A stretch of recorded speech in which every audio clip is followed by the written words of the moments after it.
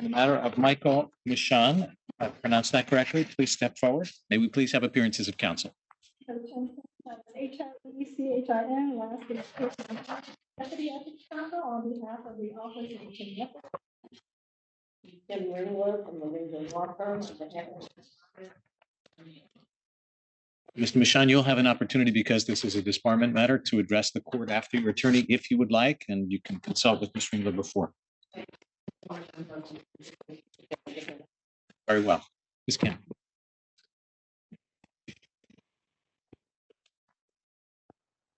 Good afternoon, Chief Justice and members of the court.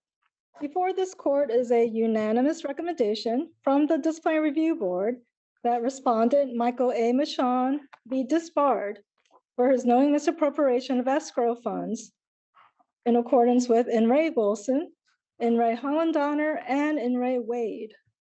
The OAE respectfully submits disbarment is the appropriate sanction for Mr. Mishaan's knowing misappropriation of escrow funds in two separate real estate transactions. Despite Mr. Mishaan's arguments that this court has not disbarred other attorneys for misappropriations, the OAE submits that those cases, if they are for the proposition proposed, are distinguishable from here. Further, this court has taken the extraordinary step to allow disbarred attorneys to be readmitted to the bar per the court rule adopted effective October 15, 2024. And in that adoption, the court itself stated In re Wilson is still the law for attorney misconduct. It also noted Wade recognized that disbarment would still result even in the light of substantial mitigation. Mr. Mishaan has presented mitigation for this court and asks that he receive a sanction short of disbarment because of those circumstances. Per the case law of this court that has found that mitigation is not relevant in misappropriation and disbarment cases, the OAE respectfully requests that this court so disbar Mr. Mishaan for his knowing misappropriation. If the court has no questions, the OAE relies on its papers and the review board's decision. Questions, anyone? Thank you, Ms. Kim. Ms. Ringler. May it please the court. Chief Justice Rabner, Associate Justices, good afternoon.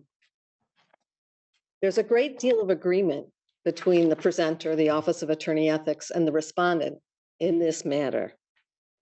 Mr. Mishaan has admitted from day one that he used funds entrusted to him in connection with real estate transactions for his own use. He's fully acknowledged and has been completely transparent about the applicability of the Wilson-Hollendonner rule requiring disbarment. However, we are here today to respectfully submit that a proportionate sanction, individualized to the specific facts and circumstances of this matter, would be sufficient to both protect the public and to maintain the high regard for the profession. More importantly, we also submit that Mr. Mishaan is not irredeemably unfit, to use the language of earlier precedents. In the 7 years since the misappropriation in 2018, and in the 30 years before that occurred, Mr. Mishaan had a spotless professional history and an untarnished reputation as honest, trustworthy, and very civic-minded. He engaged in a multitude of societally beneficial activities, helping the less fortunate in both religious and secular communities.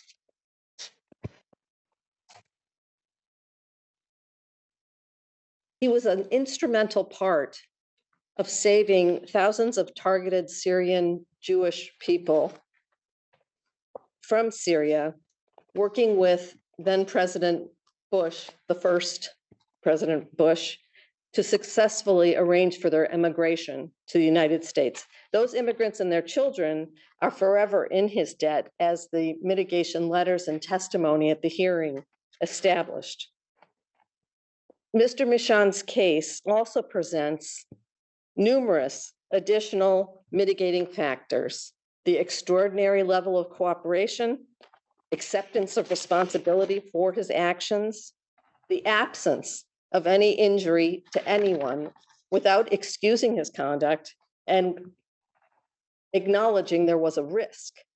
Nonetheless, in fact, this case differs from so many others in which an attorney absconded with funds and people were actually financially impacted. The controlling law prevents this court from even considering the specific facts, the specific circumstances, and the ample mitigation. The existing precedents require imposing a cookie cutter, one type fits all sanction of disbarment, regardless of the specific individual facts. We are forthrightly acknowledging what the controlling authorities say at this point in time, and we are asking that the court take this moment to consider whether the time has come to allow the court to differentiate among cases involving intentional misappropriation, so that actual thievery is not treated in the same manner as a mistake of judgment without any repercussions flowing from that mistake. While Ms. Wade was a sympathetic respondent and led to a decision by the court to allow reinstatement via a petition after taking the bar exam following a 5-year period, she is younger by decades than the respondent in this case, Mr. Mishaan. So the difference between imposing a term of suspension in which reinstatement flows without taking a bar exam and disbarment is quite significant under the facts. In support of our request that the time may have arrived for rejecting the unilateral, no exceptions, regardless of circumstances rule, involves a couple of different arguments. First, many disbarment cases involve actions that are much more egregious, that constitute much more egregious misconduct, like Wilson itself, as well as Greenberg and Spira. We also point out that there are many types of misconduct in which the court has not been hamstrung and could fashion a sanction it believes, it concludes, is appropriate for the specific facts. And some of those matters are contained in our brief. A recent one involved a respondent, Rodriguez, who in 2024 received a 3-year suspension. He engaged in insurance fraud and other misconduct, and tragically included vehicular homicide when he got behind the wheel. The court assessed all the factors, and it determined a term of suspension was in order. As I said, in Wilson, below these 4 decades plus ago, there was forgery. In Holland Honor, there was falsified records and misappropriation. And those individuals, those lawyers, were appropriately disbarred. But we have, in contrast, in addition to Rodriguez, which I mentioned, the Gendel decision, in which this court noted there were 138 transactions over 4 years in which the respondent misappropriated disaster relief funds. It led to criminal charges. And despite having knowingly taken client monies, the respondent and Gendel got a 1-year suspension. In another matter, Caruso, the sanction imposed was 6 months, even though the respondent had repeatedly, knowingly misappropriated tax funds that he was obligated to hold intact in escrow. Just recently also in the matter of Egan, this court imposed a 2-year suspension. Respondent Egan had 10 times engaged in bank fraud, false certifications that led to more than $500,000 loss to elderly victims. And finally, in Soriano, falsifying for 2 years the payoff that was safeguarded to him resulted in a term of suspension rather than disbarment. So I want to emphasize here the plentitude of mitigation. Many years ago, I argued a case, my only case, before the Third Circuit Court of Appeals, and argued that my client at that time deserved more than a 2-point reduction in his sentencing total under the guidelines, because not only did he accept responsibility, but he demonstrated an extraordinary acceptance of responsibility. In the case of Mr. Mishaan, he has demonstrated extraordinary acceptance, as noted by the OAE itself during their preliminary interview with him. He didn't say, even though the suggestion was in the air, this was a mistake, I thought I had the money, I should have put it in my business. He just didn't hesitate to acknowledge he'd made a gross mistake in an otherwise upright life from both a professional point of view and a personal point of view. Because of the abundance of mitigation from cooperation, acceptance of responsibility, expressions of remorse, absence of any actual harm to anyone, and remediation, even though no monies were owed, but in terms of making sure his bookkeeping was zipped up appropriately. Since 2018, when Mr. Mishaan made this horrific misstep, he has in every way comported himself with integrity, continued to serve both his religious community and the community at large. At the hearing, not only were there letters submitted on his behalf attesting to his specific acts of generosity and helpfulness, but we also heard at the hearing, and you have the transcript of the witnesses who came and testified that but for his assistance, for example, the group of Syrian Jews would not have left safely from their original homeland. And from another who said, but for his assistance, she and her 5 children would have been homeless, but he took on her cause in court pro bono. So were you free to consider mitigation? The ultimate sanction, sufficiently protective of the public as well as the public's perception of lawyers, should be something less than disbarment. And we respectfully urge you that the time has come to allow yourselves not to be hobbled by precedent, but to determine on a case-by-case basis, as the court does in every other circumstance, what the nature of the appropriate sanction should be. Ms. Ringler, I want to thank you at the outset for the open and direct way in which you've presented this argument to us. Thank you, Chief Let me ask Justice. you to just confirm something that I believe you will, and tell me if I have the facts wrong. This case involves the client spending $130,000 in client funds for personal expenses without their permission and without their knowledge. Is that fair?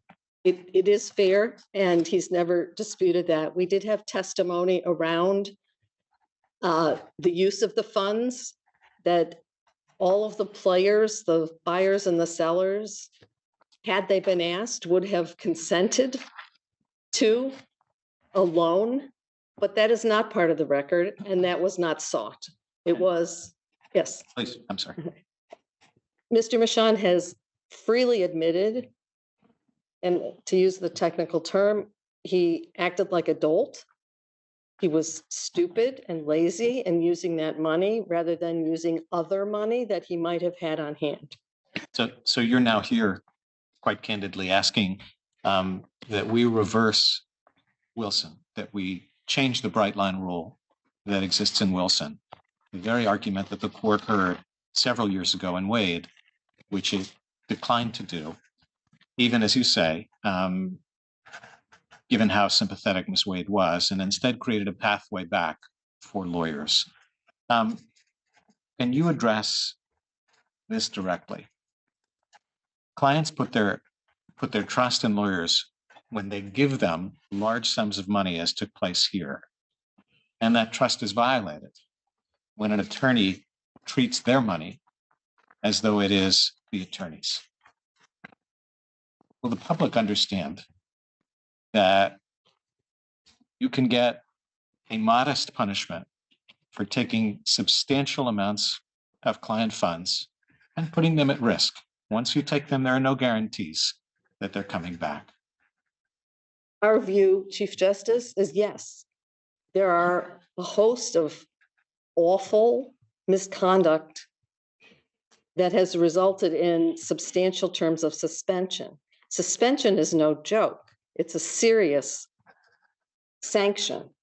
And the loss of income, all of the requirements under Rule 12020 or 12021, that a lawyer must inform all his clients that he's now suspended, take down his fine, take down his listing appropriately.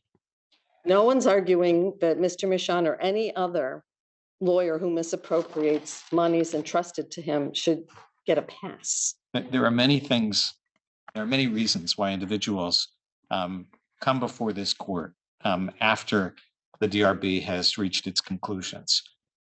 Does removing the rule of automatic disbarment for knowing misappropriation break the compact between attorneys and clients that their money has to be protected? Respectfully, not at all.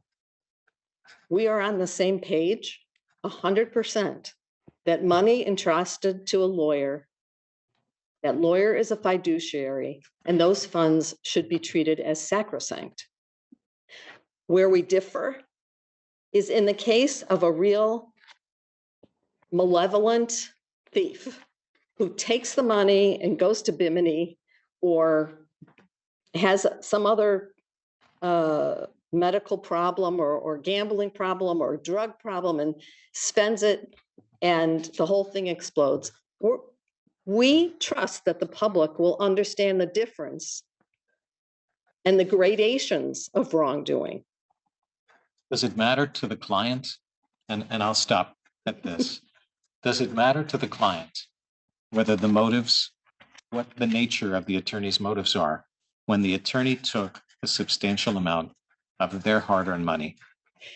I don't know, and that would depend on the specific individual clients, I would answer.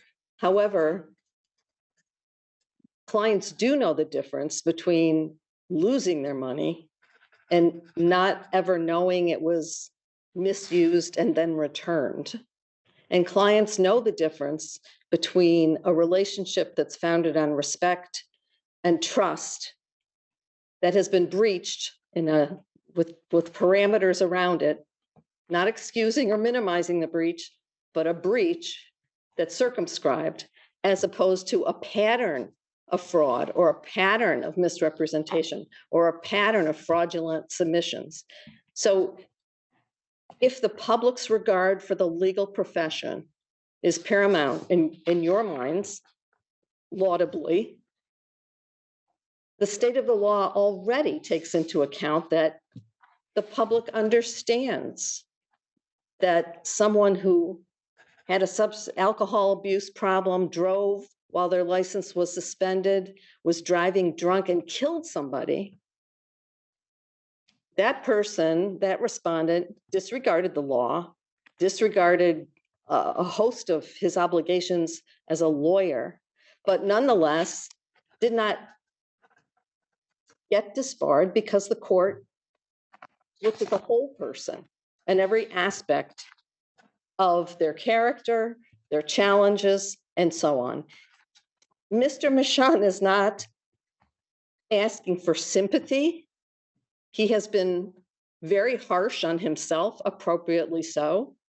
He had no business, no excuse, and no justification for taking the money that had been entrusted to him. As he testified, in his own mind, he was justifying, well, if I asked them, they might say yes, because I know the people and I know it's not a lot of money to them.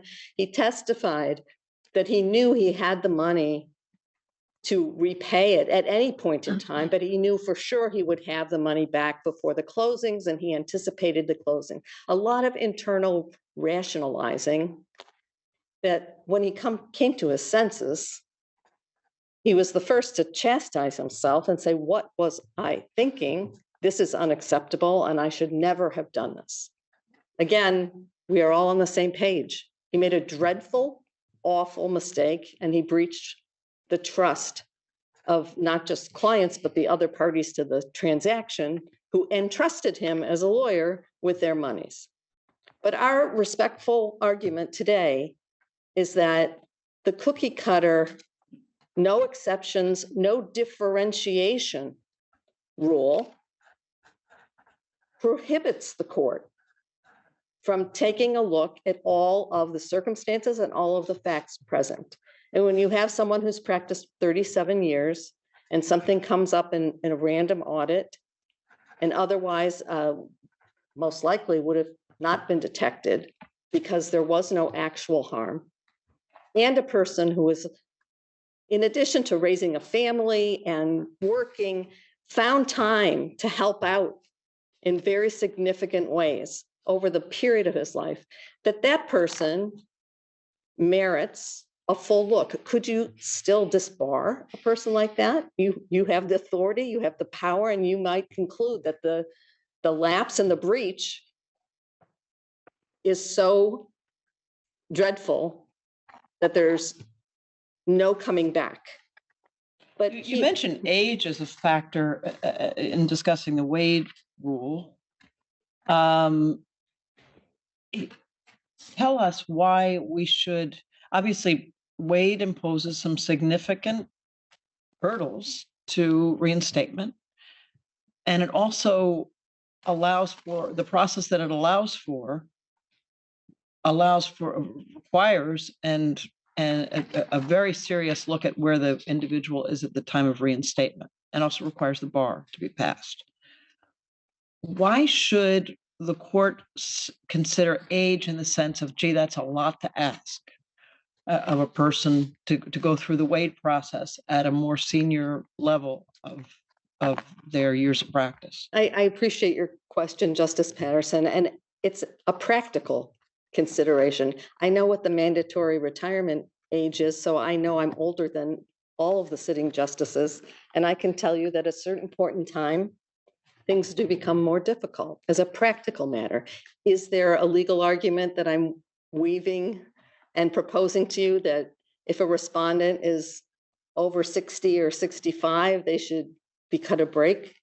No, but I do ask respectfully that the realities of a path back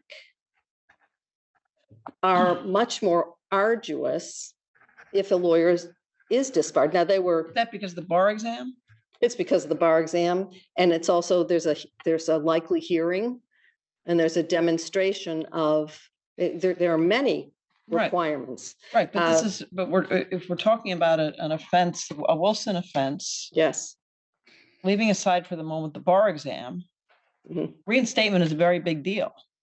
Yes, and coming back from a long suspension is also a very big deal.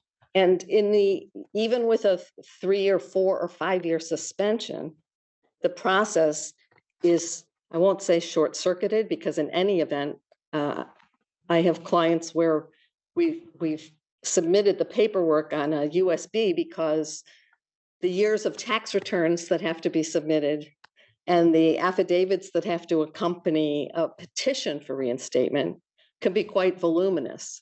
It's not an automatic event to be reinstated after suspension. There are. That's my point, Yes. is what I think your argument has to be based on the bar exam. It's based largely, Justice Patterson, on the bar exam. It's all, and that's why lawyers on both sides of the river, and I mean, Philadelphia and New York, and were so pleased when New Jersey began to participate in admission on motion, reciprocal admission, because you still have to fill out that character and fitness questionnaire, where you ever lived, where you ever worked, everything you were ever involved in. But you don't have to take the bar exam. And that is a large impediment. But there's also another procedural difference between reinstatement after suspension and the brand new or relatively new reinstatement after disbarment. With suspension, and I speak only from my own experience over the last many years, it is fairly routine for the Office of Attorney Ethics to look at the petition, and if everything is in order, the photographs from front and side view and the tax returns, as I mentioned, and the affidavit of compliance from the date of suspension and all of the information requested. If it's provided properly, usually that attorney is reinstated without further ado. I don't think that this court intended such a smooth process in a reinstatement after disbarment. So are you saying that if there's evidence of mitigation, that there has to be a low hurdle to get back? I'm saying that when there's overwhelming mitigation, the court should take that the court should be free to take that into account and not be hobbled by the absolutism of the Wilson Holland Honor and their progeny. So that, and one of the reasons. So, but it's looking to the future. Yes. And you know, obviously the reason behind the Wilson rule has been and is absolute deterrence. And you're a practicing lawyer. I used to be a practicing lawyer. It is a very effective deterrent for people to absolutely be certain that their attorney trust accounts are in perfect order at all times because of the Wilson rule. I think what I'm hearing from you is just in the wake of Wade, which allows that new opportunity and new possibility of reinstatement, that we should take an additional step, and that is to say that not even that level of not even disbarment under Wade should be imposed for a Wilson violation. What does that do to the deterrent impact of the Wilson rule? Those two things happening in tandem, which I think is what you're suggesting we do. My view is that lawyers don't want to be disciplined. Lawyers know they shouldn't invade trust monies. But moments happen when lawyers do things that result in people of moderate means losing their life savings, not getting it back. The money is, I'm not saying that's what happened here, but this is the risk, is that with every intention to pay it back, and I'll have it in a week from Monday, it never happens, and people's life savings, and often people of very modest means, lose their retirement, lose their house because of what lawyers do. This is a really serious issue. We agree, Justice Patterson, that when that happens, most likely the appropriate sanction is disbarment. But sometimes there are instances of misappropriation, even intentional misappropriation, where disbarment is not appropriate because of the specifics. And the way the law is structured now is everybody gets treated the same. And there's a rationale for that. If the court determines that the highest crime is invading and breaching that fiduciary duty, well, it treats that breach differently from any other type of misconduct. Have lawyers been disbarred for other types of misconduct? Yes, but only after the court and the DRB and the hearing officer had the opportunity to see the whole picture and weigh all the circumstances. So a 3 or 4 or even 5-year suspension is a very significant sanction. A lawyer who has his hand almost in the cookie jar and thinks if I get caught, I might be suspended from practice for a period of years is probably going to be just as deterred or not deterred as a person who says, if I take that money, I'm going to be disbarred and I might, after 5 years, be able to petition to come back. So we want lawyers to be ethical. We want them to act with integrity, and we want them to know what the rules say. Our argument is that all those things can be served without the limitation that this court deprives itself of an opportunity to look at all the circumstances, to look to see, is this someone who has a history? Or is this a recidivist? Or is this somebody who practiced 30 years without any problem, who in a moment of clear misjudgment committed misconduct, admitted it, fessed up to it, has lived since, more than 5-6 years with this hanging over himself and his family. So we respectfully submit that Mr. Mishaan presents a composite of many other respondents, and we urge you to take the opportunity to consider all the facts as you would in every other type of matter except for intentional misappropriation. It doesn't prevent you from reaching a conclusion that the ultimate sanction is appropriate, but it allows you in appropriate cases, if the majority of you so decide, to do something that's less harsh, taking into account the lifetime of good works, the reputation for integrity, the acts of generosity and kindness over a lifetime, the remorse, the acceptance of responsibility, and the cooperation. Other questions, anyone? Thank you, Ms. Ringler. Thank you, Justice Mishaan? Brennan. Esteemed justices, thank you for allowing me to address you. Ever since that day, 6 years ago, when the Office of Attorney Ethics informed me that my trust account would be the subject of a random audit, I've been confronting the transgressions set forth in the record before you. By confronting, I don't mean confronting the OAE, the special master, the DRB, or the legal process. I mean confronting myself and my mistake,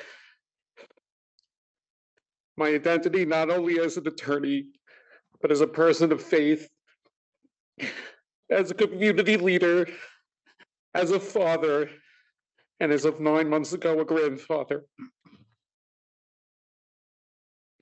For committing the misconduct presented, I violated not only the standards of my profession, but the standards of my faith and my own personal standards as well.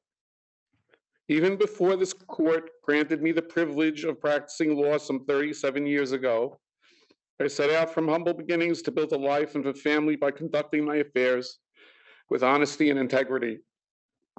As an attorney, I have always sought to adhere to the highest ethical standards in representing my clients, both private and pro bono, and their interests. Throughout decades, I've upheld a high standard of integrity and have built a reputation founded upon it. That reputation, to which my otherwise 37-year unblemished record of legal practice attests, has enabled me to build and to sustain a large family who rely upon me. How then could I have been so reckless so as to use the monies deposited with me in trust? I knew better, yet in that instance thought only of myself and rationalized that having ample funds and time to replace those funds was sufficient. No one would be hurt. Assets that were otherwise sure to remain dormant would be put to use, and I would save a not inconsiderable sum in penalties and taxes by avoiding liquidation of my own assets. Coming to grips with my arrogance, my self-indulgence has been a process, but that process began immediately upon receipt of notice of the OA audit 6 years ago. As the notice stared me in the face, I could not escape the truth. Furthermore, I understand at that moment that my own recovery depended first upon accountability for my actions. So from the outset, I have fully cooperated with the OAE and delivered all requested records. When Ho Chin interviewed me by video conference some 4 years ago, I answered all of her questions and spared none of the details. As I broke down in tears at the end of that interview with Ho Chin, I told her that never would I intend to harm my relatives and neighbors, those who I have spent most of my professional and community life trying to protect. As I now fully comprehend, the intent requisite in intentional misappropriation is not an intent to harm, but an intent merely to take. I understand, as the law currently stands, none of the OAE, the special master, the DRB, have the latitude or discretion to distinguish one case of intentional misappropriation from any other. Only this court has the power to do so. And so, as I have admitted at every juncture of this matter, I come before you this day and admit to you that I have transgressed. Khatati, I have breached the public trust. Even as a formal ruling in this case has yet to issue, my wife and I have suffered and continue to suffer for that transgression and stand ready to suffer further upon the issuance of such discipline as this court sees fit to impose. I know that due to my lapse, we stand to lose my livelihood and everything I have worked so hard to build over nearly 40 years of service to my clients, to my community, and to the public. Yet I respectfully ask that you please consider mitigation, context, and circumstance, as in cases that are not about intentional misappropriation, but arguably worse conduct. Thank you again for the opportunity to address you. Thank you, Mr. Mishaan. I'm going to take the matter under advisement. Court is in recess for the day.